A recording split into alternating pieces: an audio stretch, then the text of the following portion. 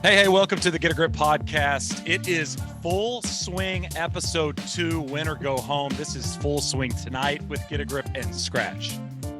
I'm Shane Bacon, and I'm joined by Claire Rogers. If you don't know Claire, she is a young, awesome journalist at golf.com.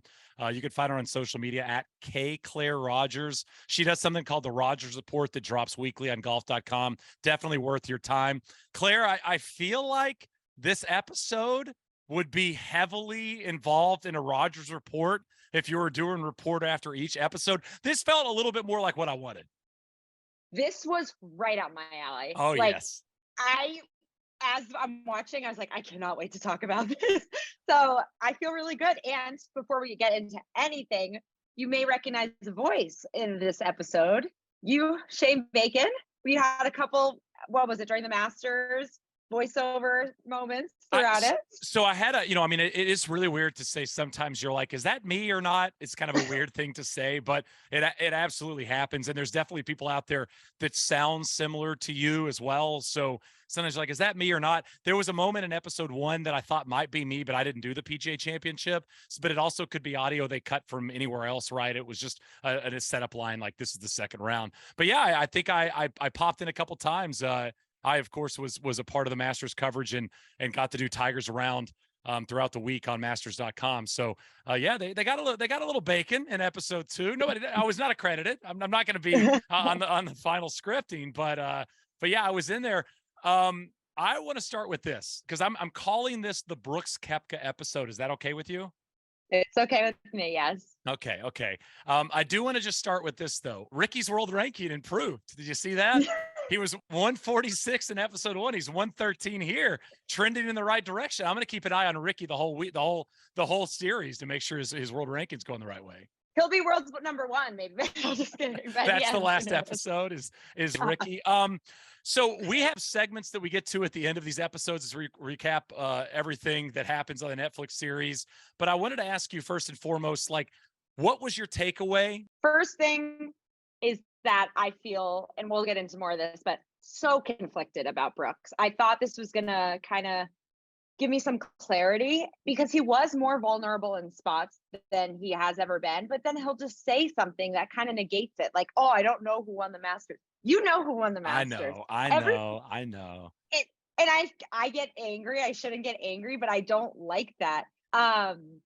So again, I just feel more conflicted about Brooks. Not that I don't think I spend a lot of time thinking about Tiger Woods. I don't spend a lot of time thinking about Brooks Koepka, but when I do, it's like I'm butting heads within my mind. And then another takeaway is just that the Schefflers are amazing. My sister and I have this thing that we do. We've never talked to them in our entire lives. It's our people who live like 2 streets away. We call them the perfect family. Okay. Mom and dad and 2 daughters. And we see them on walks all the time. We'll run into them getting ice cream. We have never said a word to them. It's been 20 years. I don't know how we've never overlapped. And my sister will be like, oh, I saw the perfect family today. And I'll say, oh my gosh, what were they up to? How are they? I think that even if the Schefflers were not in the world of golf, in their neighborhood, they've got to be the perfect family where they're just these nice people going around on walks, getting kombucha, and they just seem like really good people. And that's kind of how I relate them back to what I've seen in my neighborhood. So those 2 things would be my big thing. I echo everything you said there. I've had a really tough relationship over the years with Brooks Koepka, just simply because I want him to be something, and he seems like he's trying so hard to be something else. I mean, there was a moment in there, and I'll get to this later in the segment, but he was talking about the WM Phoenix Open feeling like a real sport, and you're like, bro, you play professional golf. Like, you're one of the best golfers of this generation, and your historical run in 17 and 18 is going to be remembered for so long, and what you did in those US Opens and PGAs. And by the way, you almost beat Tiger Woods at the Masters. This is a real sport. I think what I've struggled so much with, Claire, is Brooks Koepka and his identity, because I feel like Brooks Koepka struggles with his identity. And I went through this early in my career when I was basically put in the golf hole of media, which is not a bad place to be. And I was like, I'm going to write about every sport. And I did it at AOL, and I did a little bit of it at Yahoo. And then I went to Fox, and I had an opportunity to do some NFL broadcasting and some college basketball broadcasting. And I saw this whole other world And at times I would almost poo-poo golf, like, oh, I'm in on the golf space, right? I want to be with these people. I want to be with this sport. And I had to remind myself as I got older that golf is what made me who I am. Golf is what made Brooks Koepka who he is. And he is a real athlete in a real sport. And he's one of the best in the world at doing that. And I don't understand. And why I get so frustrated with him is why he doesn't understand that that's good enough. Exactly. And I wrote that down as a quote I really didn't like, Yes. because what do you mean it feels like a real sport? Is the Masters not good enough for you? Is the four majors, does that not feel like a real sport moment for you? I don't know. And I don't know if that's him trying to, even I've noticed the way he talks sometimes, he's like mumbling and talking really slow like this. And I'm like, dude, just like quit it for a second. Let's acknowledge that this is a cool game. It's okay to really like golf, especially in the golf world. No one's going to shun you for that. You're so good at it. Tiger already made it cool. You don't need to worry about it being cool or not anymore. So I don't know. It's just, I remain torn on this man, and I don't think I'll ever figure him out. Yeah, I asked him. I remember at 2017, I was doing the interviews for Fox at the U.S. Open, his first major he won. And I remember we did. So when you do interviews, just for people at home that don't know a ton about the TV side of things, when you're doing interviews, you either tape them or you do them live. And I guarantee you, Claire, you'd know who gets the live treatment and you know who gets the tape treatment. And Tiger Woods is the live interview. Ricky Fowler in 2017 was a live interview. Koepka, especially early on the week, was not a live interview. You'd sit down and you interview him. And I remember I asked him a question on Friday about winning the U.S. Open, and this was taped. And he kind of looked at me, same cadence, same voice, same approach. He kind of looked at me and said, "It's Friday, bro," was his answer to my question about winning the U.S. Open. And I remember my producer in my ear right when he said it, because it was taped. He goes, "Well, this one's not making air." And I was thinking in my head the same thing, right? Like, this is not going to be an interview that makes it to live broadcast. But he always has had this. This isn't something that came with the success. And I thought you really nailed something, Claire, there. You said Tiger Woods already made golf cool. If Koepka had come around 25 or 30 years ago and acted like this, I would at least understand where he was coming from. But the thing about golf in 2023 and 2022, when they were filming this, was golf is a sport that everybody thinks is cool now. And athletes think's cool, and they want to play it, and they want to get better at it. DJ Khaled's posting golf videos all the time. And this is a guy that's ending the Grammys with one of the more spectacular, concerts and songs we've ever seen at the Grammys. And this guy's obsessed with golf, and he wants his shoes to have spikes on them. Like, this sport is past what it used to be. It's cool. And if you're one of the best golfers in the world, that's freaking cool. Like, just embrace it, because this is a time in this sport where you can be both a professional golfer and a cool professional athlete. And for whatever reason, Koepka continues to wrestle with that. Right. Like, look at Dustin Johnson. He is the perfect example of a cool person who is a spectacular athlete, and including obviously golf, but he's got basketball, he's got swimming, and he knows that golf is cool. I don't know.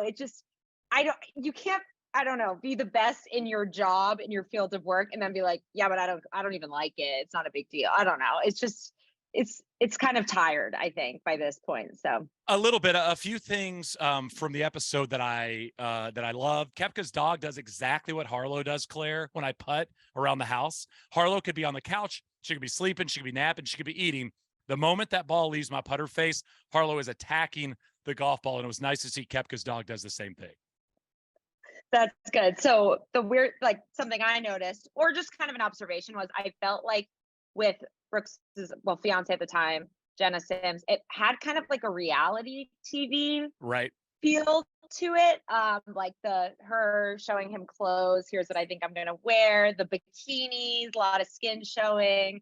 Saying she slid into his DMs, like a totally different feel. That if maybe the first episode wasn't for you, the second episode might be more, or might be less, because it is very different from the first episode. She's, they're laying in in their bathing suits by the pool, the sunglasses that say like bride and stuff. It is totally a different feel than I bet a lot of the other episodes will have. Epic 30 seconds at the pool. Just Jenna in the bathing suit. That would get blurred out, by the way, if you're watching Bachelor. Like, that would be a blurricle on her ass if that was not on Netflix. His golfer's tan was epic. I mean, it wasn't quite Stuart Sink's head, but it was pretty severe. I mean, you play golf 6 days a week, you're going to have that. But Right. you're right. The whole 30 seconds of the pool, like I feel like the Koepkas have always wanted to be the Kelseys, and this was like their first step into being the Kelseys. Was here we go. Yes. We can do this now. Now we're going to get the reality side. I think Jenna was loving it. Yes. And you know what? I probably would too. I'm not like hating on her or anything, but you could tell she was ready for this moment. Her sit down interview, she was good to go.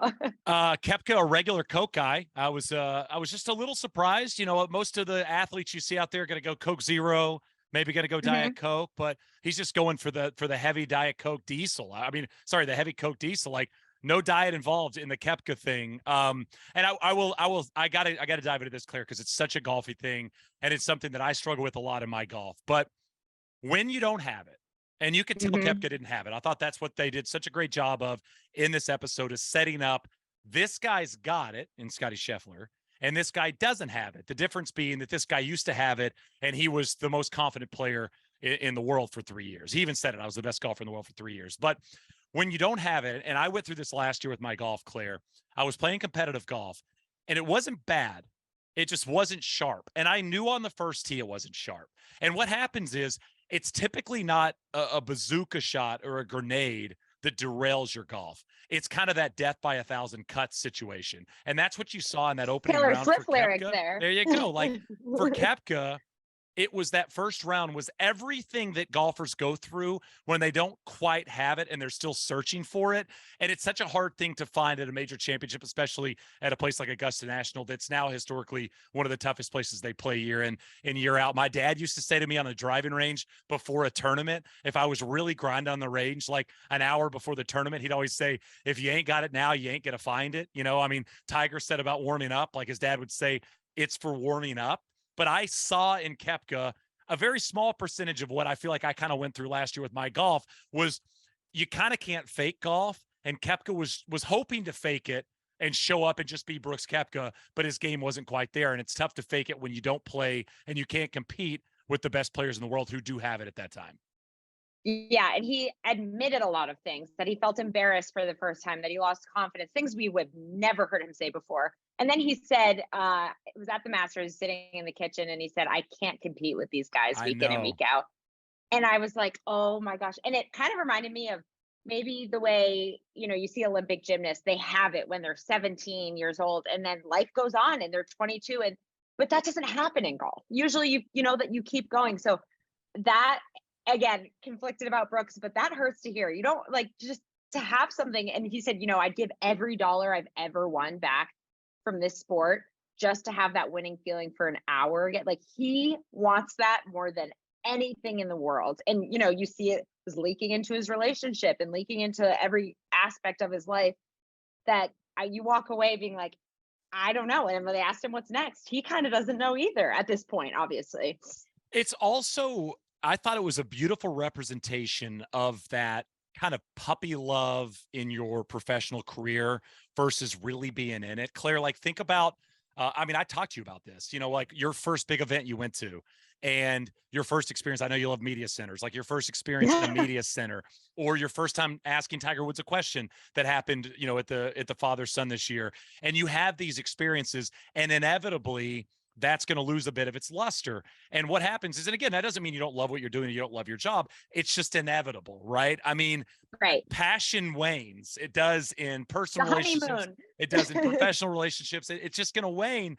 And you saw Koepka, whose passion, his grind, his game has fallen off a bit. And then they put Scottie Scheffler, this young dude that is the happiest, nicest, chillest dude you will ever see, and you could really feel it in this episode, next to him. And it feels like Scottie right now is in that puppy love situation with the PGA Tour and professional golf, where he hadn't got punched yet. He hadn't got beaten by that guy when it felt like it was his tournament to win. And it's inevitably gonna happen. I mean, it happened to Tiger. Wai Yang finally beat him, when it looked like Tiger was going to win another major championship. And ever since Wai Yang, it was a lot tougher for Tiger to close out those major championships. It's going to happen to Scottie Scheffler, but Scottie was that young Koepka that won in 17 in 2022, Right. And at the Masters, and I can't remember what event it was a few weeks later, but not exactly nothing. It hadn't gotten hard for him yet. Whereas I think a couple weeks later, we saw him slamming clubs and Yep. stuff. And not that the other foot dropped, because obviously he was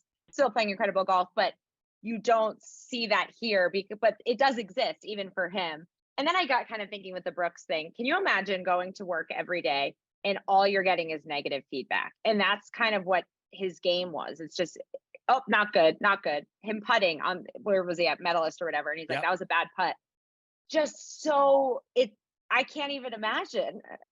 Sorry, I'm good at my job. No, I'm just kidding. But like, it just it must be just exhausting. It's gonna leak into every aspect of your course. life. And then I'm watching him, kind of not sulking, but when he's talking to Jenna. And at first, I think if I had seen that without context, I would have said, this guy looks like a jerk.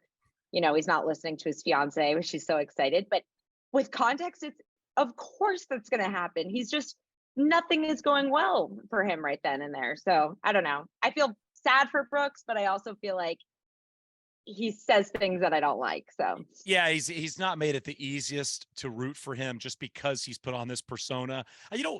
In a way, and I think this is a real compliment to Brooks Koepka, is in a way it's felt a little bit like the early career of Kobe, where Kobe came on the scene. I'm the best here, even with Shaq being involved. I should have the rock. I can win these championships. I deserve all the accolades because I'm the best there is. I'll tell Jordan this. Like, I'll literally tell Michael Jordan he can't guard me. I'll go up against guys like MJ, who I idolize, much like Koepka did. If you think about that PGA championship, he's going up against Tiger Woods and he beats Tiger Woods. Like, what a moment that is for Brooks Koepka in terms of his psyche. And he got another shot at it and Tiger got him that time. But to see Brooks Koepka in the light that he's created felt a little bit like that light Kobe created, where people thought Kobe was a real jerk.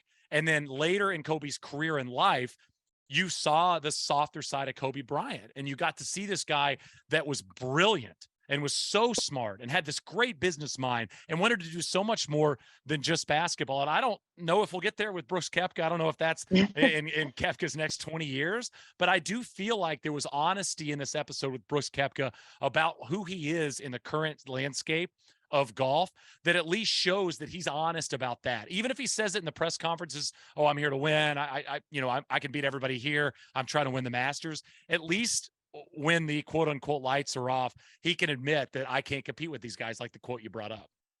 yeah. And I really respect Brooks in this episode, because you can tell it is, from the past couple of years, it is very difficult for him to be vulnerable. He doesn't want to do it. I think he opened up, he gave us something, but that is not his strong suit. And for him to give us 3% is like his, like 80%, I think, because it was like pulling teeth, probably getting him to say, he said for the first time in his 32 years, he felt embarrassed. I was like, I've probably felt embarrassed like in my fourth day of life. Like, I live with a fear of embarrassment, I can't even imagine that. He's built so different and wired so differently than I think I am, probably of any player, that I just can't relate to, I don't think, in any way. So I'm embarrassed of literally every tweet I send out. I'm like, oh God, is that a terrible tweet? Like, I need to make sure what's the feedback like? This could be awful. So yes, I'm with you on that side. Claire, a couple other things. One is just a reminder to people that maybe don't know, Koepka went T2nd, T7th at the Masters in 19 and 20. He's missed the last two cuts at Augusta National. One of my favorite moments of the episode, before we get to segments, but just something I wanted to point out, was I don't know if we talk or appreciate in golf the caddy's job as much as we should. I talk a lot about it when the weather's bad, or I really dove into this years ago with Jimmy Johnson and Justin Thomas. It felt like JT's career turned once Jimmy got on the bag. But the Ted Scott line, as they were headed to the first tee on Sunday at the Masters, and he said, "You're not in unfamiliar territory." And then he brought up the God line. It was unbelievable. Think about saying that to a 25-year-old who's standing on the putting green, going to the first tee, trying to win a tournament that young people do not win. Young people don't win the Masters. It doesn't happen that often. To say you're not in unfamiliar territory, how calming that must have felt like for Scottie Scheffler to walk to that first tee and go on to win the Masters. Ted Scott is an enormous part of last year for Scottie Scheffler. Agreed. And I actually wrote that exact moment down as my favorite part of the episode, because let's get into it then. There we go. Yeah. Let's go. That's the favorite part. On this, yeah, they connect on this, they're both extremely religious, and I think they're a perfect pair because of that. Ted Scott goes on Instagram and does a Sunday sermon Yep. every Sunday morning. And that is got to be huge. And Meredith, he said, elsewhere that Scottie was freaking out the night or the morning of, crying. And that's the only thing that calmed him. Meredith saying, like, who are you not to win this event? Why can't you? So I think that they just go so well together. And it almost makes me wish we saw a little bit more Bones in the first episode, Yep. because the impact that a caddy has is, you can't really give them enough credit, in my opinion. So that was your favorite part of the episode. It's near the top of my favorite part of the episode, but I think my favorite part of the episode was the Koepka trophy case thing. I've always wondered about that. Like, when you get to a point where you're winning major championships and you're also winning PGA Tour events, what do you do with the trophies? Like, do you put the majors higher? And the fact that he just showcases the major trophies and then just has those empty box areas for more. And Claire, there were a lot of spaces there. I mean, there were a lot of spaces. Like, that's like 7 or 8 or 10 more major championships. I also was wondering, where are the other trophies? Like, are they in another room? Do you not even, are they just hidden away? Are they in the garage? Who knows? And then I liked that he said, the middle is open for from a design standpoint, you walk in the house, these empty things, you got to have like some books or something. And I was like, this is staying empty until I win another major. Listen, I don't want to be rude here, but do you think Brooks Koepka's just scouring through books all the time? He doesn't scream to me, big book guy, but who knows? Maybe I'm wrong. Table books. You can put those random ones in there. Fill it with something. Get the golfer zoo. Put it right there. All right. Winner of the episode. Who is the winner of the episode in your mind, Claire? 2 people. Meredith Scheffler. And a side note about this that I really remembered when I saw her in the episode after winning the Masters, she had this beautiful dress on, and we did a shoot with Golf Magazine with Scottie like 2 weeks later. And I went up to him and I said, Meredith's dress was beautiful. Like, and he goes, she does rent the runway. She doesn't buy those because they're expensive. And so she rents the dresses. And I had just signed up for Rent the Runway. And I was like, I love how down to earth these people are. She's not buying the $600 dress. She's, it's like a library card. You're just borrowing it and then returning it, which I liked. And then whoever the producer was that said, yes, you do. When Brooks said, I don't know who won the Masters this year. Is that Chad? Shout out to Chad if that was you, by the way. That was amazing. Yes, you do. Yeah, but you're so right. It was such a moment that it's like when you meet, like, as a guy, it's like when I meet a girl I liked or I dated and I say the wrong guy's name that she's dating now. So she's dating like Kevin and I'll be like, so how's Kent? And you're like, his name is Kevin. You're just being an asshole and saying Kent. Yeah. Like, that was one of those moments to me. It's like, I don't remember who won it. You're like, yeah, it was the guy that won 4 times in 3 months. Right. And let's say it was Chad, but I don't think I would have the spine to say that. I would never give that. I wouldn't say it. So I don't know. I thought that was great. Who was your winner of the episode? It was Scottie. I mean, he didn't get as much airtime as Koepka, but I mean, he's such an easy person to root for. I got a chance to do some Scottie Scheffler interviewing in my Fox days when he was doing like USGA stuff. And then when he was low amateur at Erin Hills, that's also funny. He was low amateur when Koepka wins, his first major championship. And then of course, I mean, now we flipped to 2023 and things have changed. Also a quiet winner was the waffle fries Nike hoodie that Koepka had on at the end of the episode. Big fan of that hoodie. Never seen it before, but the waffle fries, I've heard Koepka's like, even though he's a Nike guy, I've heard he'll scour the internets for like, hot drops and sneaker app stuff like that, and he'll buy it himself. Yeah. So I'm wondering if that was one of those, but I love the waffle hoodie. Very cool. Who was the loser of the episode for you? You know what? I want to first call out a loser of the episode. Okay. He's a friend of yours. Please He's a friend of mine. Both love him.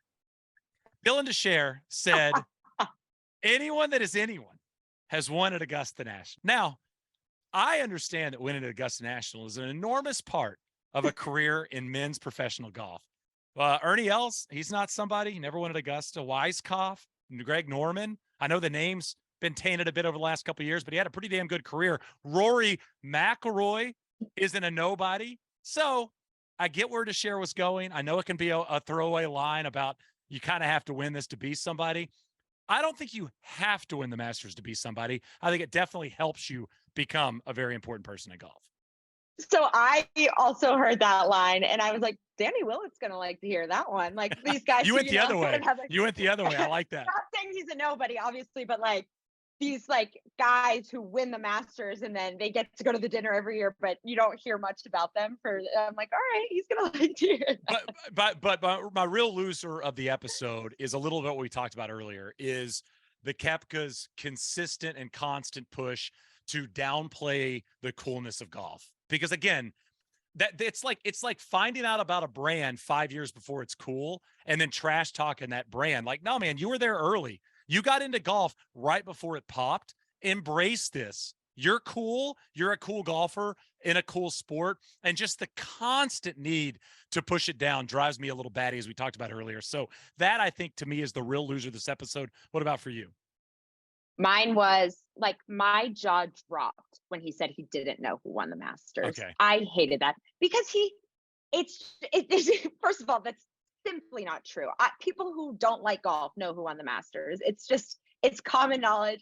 And then, he was saying Scottie can go out and shoot 63. Scottie can do this. Scottie can do this. So you are paying attention to Scottie. Do not pretend you don't know. Like exactly what you said. Like, I don't know the name of so-and-so's new boyfriend or girlfriend. That sat with me the wrong way. That is a huge thing to say, that you don't know who. I could, it's like, what's a smaller tournament that maybe you might not know who won it if it's a newer player or something. You cannot say you don't know who won the Masters. Right. And I will not forget that moment either. That's like sticking with me.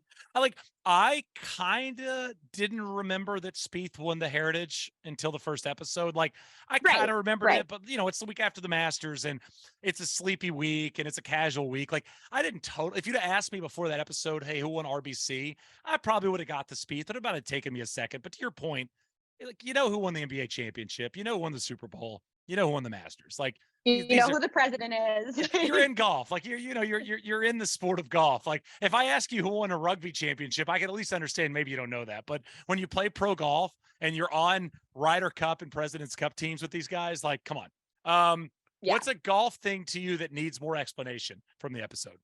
Well, actually, I went a different way with this. Okay. I think something because I couldn't really, you probably have something. I didn't have anything. I thought they really did something that they really did well was nailing the Tiger comeback kind of at Augusta. Yep. Like, this guy could have been dead. Could have lost his leg.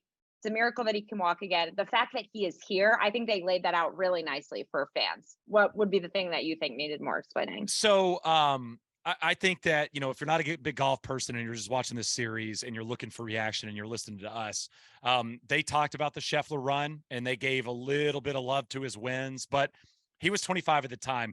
25-year-olds don't typically win 4 times from the middle of February through the middle of April, including the Masters. He lost a playoff a few weeks after that for a 5th win, basically before halfway point in the season. What Scottie Scheffler did last year is very, very unusual in our sport, and it should be very, very celebrated. So again, when you win the Masters when you're a young person, Jordan Spieth did it. Most Masters winners are in their, early 30s, late 30s, stuff like that. When you win it when you're 25, it's the most elite group in all of sport. Okay. It's more elite than the Hall of Fame in the NFL or anything they do at Wimbledon. Being in that room for the Champions Dinner and being a part of Masters lore is the most important part of golf as a professional. And it's why this event is so important. And when you win it when you're 25, for the rest of your life, every April, you're going to be there with the young winners. You're going to be there with the past champions and the legends of the game, and you're going to rub shoulders there. And when you do it young, you get to now live through guys like Hideki winning it and Scheffler winning it. You think about Jordan Spieth being so young when he won. He gets to be there for Scheffler's dinner and for Hideki's dinner and for Adam. It's so special to be a part of that. And I just feel like it's worth pointing that out a little bit more, is that what Scheffler did at Augusta is rare and it's very cool. And it should be as celebrated as maybe we celebrated it at the time. Yeah, I think almost, I don't want to say I was desensitized to it because it was so talked about for us, but yeah, people don't know that at all. And what you said is exactly right. I think that honestly probably could have been an episode on its own. Just Scottie Scheffler from his first win to his most recent one is insane. And side note, can we talk about him talking to Ted and being like, Meredith used to eat popcorn So amazing, like in the bed and get crumbs everywhere.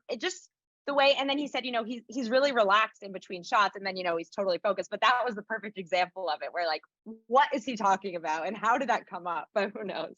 I mean, the amount of things that have been talked about on the golf course over the years and decades and centuries of people just we're standing around for 4 hours. What do you want to talk about?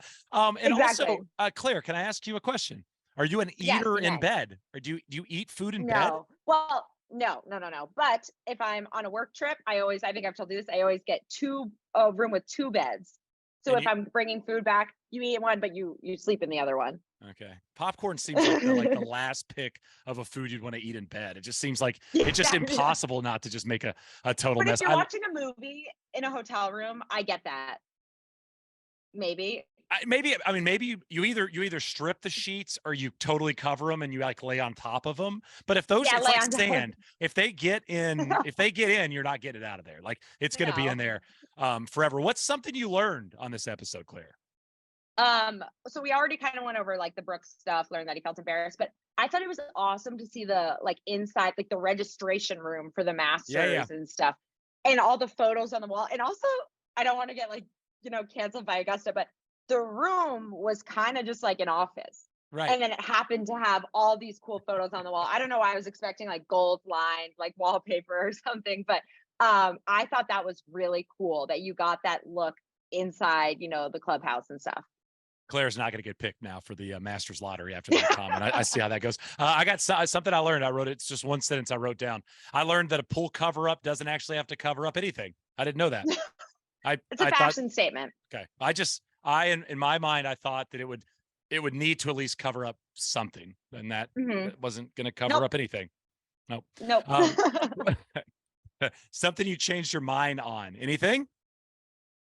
Again, I've said it 5 times this, but Brooks, I changed my mind on him 8 times in the episode. I'd be like, oh, I really respect. Oh, he said that. Oh, so it went up and down. But when he said like, this is the worst I've ever struggled in my whole life, I felt sympathy for him. And I feel weird saying you feel bad for like a 4-time major champion, but I don't think I've ever felt that for him before. But him opening up allowed me to. So that would be kind of something. I would say it made me feel different things for Brooks Koepka that I haven't felt before. So I think that Yeah. you're spot on with that. I was struck by the honesty as well. That's kind of one of the things I wrote down was just how honest he was about his golf game and how he was basically saying, I'm not competitive enough right now to beat these guys in the big events that I care so much about. I love that. And again, I've thought about this a lot this past year, but remember when Rappaport asked Tiger in his press conference, do you think you can win? And he just said, like, yes. Tiger's always said that. I don't know if Tiger believed it when he said it. I mean, as we saw, not just throughout that week, but really throughout 2022 with Tiger Woods, physically just wasn't there to win. Could he make the cut? Absolutely. Could he, shoot around under par? Absolutely. But to play 4 rounds better than the best players in the world in that state for Tiger Woods, he probably couldn't win. And I almost feel like he probably didn't believe what he was saying at the time. He just knew he needed to say it. I was struck by Koepka being as honest as he would, saying, like, these guys are better than me. When I was the best in the world, I didn't think about anything. I guarantee you, Scottie Scheffler's thinking about nothing on the golf course. Why am I thinking about everything? Just to hear from a guy that had been at the top of the mountain, talking about why he's not at the top of the mountain anymore is something we don't see much in active sport. You might get it when they retire, but to get it from an active player, I thought was really cool. And it was something that changed my mind a little bit on Brooks Koepka, just as a realist, I guess, more than anything. Yeah. And it said, like you've said a few times on our podcast before, like injuries, like we hear that a player is injured and then that's kind of it, but we're not there for the day in and day out of it. And that's kind of what this gave us with Brooks, where it's really hard to be a professional athlete. It's not all, free stuff in the glorious life. It's when things aren't going your way, which is more often than not in golf, it is so tough to get do normal things. It just consumes every part of you. So what the average golf fan, what you think average golf fans could get out of this episode, people that don't watch golf, religiously, or maybe are just getting into golf. I have that golf has villains. I mean, we know that golf has villains. Live in the PGA Tour, as we get deeper into this series, I can only imagine we'll dive deeper into that idea. But when you think about the sport of golf, kind of like what we were talking about before the Tiger boom, golf was an old guy sport. It was kind of nerdy. Like if you weren't athletic, you played it. just showing that there are true villains in the sport and there are people that can rub other people the wrong way or that are brash or say some of the stuff Koepka said. I think that's nice for people to learn that exists in our sport. Definitely. I agree with that. And then it was only, the first couple minutes of the episode, but anyone who isn't familiar with the Phoenix Open and how cool the 16th hole is, and maybe think, golf tournaments are all this quiet, hush hush thing where you have to be on your best behavior. I think that shows, obviously it's a small percentage of the sport, but it does exist and it's awesome and people love it. So I think it would get people very excited about that. Yeah, I thought if you had to rank which one you liked more in terms of the first two episodes we've seen so far, did you like this one more than the first one, or do you lean more towards Jordan and Justin? So I think I had more of an emotional reaction to this one, which I can't decide if that means I liked it more. I definitely had stronger feelings about it. So I think maybe after we do the last episode, we should rank all of them. But right now I'm not sure because they were so different. But I definitely, I reacted to this one more strongly. What about you? Oh, totally. I mean, same. Again, I think I said in the first episode that there wasn't a ton I learned from Jordan Justin, just because I've covered him for so long around so many events. I feel like I learned more from this episode. I mean, I learned that Koepka can put up 225. Like he said it, but I saw it. I don't know if Brooks Koepka can drive a boat. I mean, he walked out on the pier, and I was thinking him and his dog were going to get the boat, and then they just awkwardly sat at the end of the pier, and I was thinking in my head, can he drive that boat? Does he have to have somebody else drive the boat? Yeah. Like, these are the things that I feel like I was really thinking about in this episode. Right. And then again, a glimpse into Scottie and his life, a glimpse into Brooks and his life. It just shows that you can really go about this totally different ways, and in theory, end up, at the same result. So, so far, 2 episodes in, I think it's been great. Yeah, I think that's an awesome point you just made too. I think a lot of people who don't know golf think that they're all the same cookie cutter players. If you might think it's boring, these guys could not be more different, right? And they're going to see that with more and more players, like who travels with their families, who doesn't, things like that. So we didn't get a glimpse into the wedding or anything like that on the back end. I thought maybe they'd sprinkle that in at the last, like what the Koepka's wedding looked like. That might be like in the outtakes or something like that for this whole thing. But it's also on Instagram. I was gonna say, just go watch all the stories. Claire, thanks so much. Big shout out to Skratch for the help with this. Full swing tonight, and we'll be back for more episodes. Make sure you give Claire a follow at Claire Rogers. You can check out all her writing, videos, a lot of fun stuff. Like Claire brings fun things to your phone and to your computer. That's all at golf.com. Shout out to the crew there, and shout out to Dylan DeShare, has been a fixture through a couple episodes. Even if I said he was a loser this episode, we'll be back with episode 3, and make sure you check out all of our recaps from Full Swing.